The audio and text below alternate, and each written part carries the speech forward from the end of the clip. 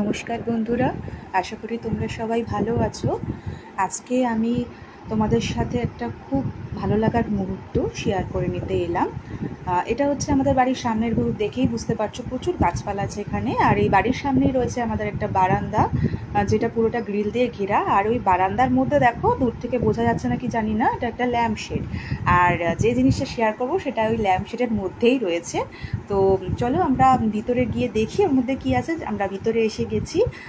এটা হচ্ছে বারান্দার ভিতর থেকে ভিউ। আর এই যে ল্যাম্পশেডটা দেখো, কত খড়কুটো কাঠি ভর্তি। বুঝতেই পারছো যে এটা একটা পাখির বাসা।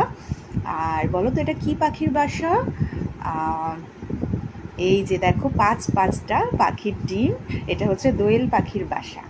তো 2020 সাল থেকে এই বাসাটা কিন্তু আমরা একই রকমভাবে রেখে দিয়েছি, কোনোভাবে নষ্ট করিনি। এবং প্রত্যেক বছর 4 থেকে 5 জোড়া দোয়েল পাখি এখানে আসে। তারা ডিম পাড়ে, বাচ্চাদের জন্ম দেয়, বড় করে, আবার উড়ে নিয়ে চলে যায়।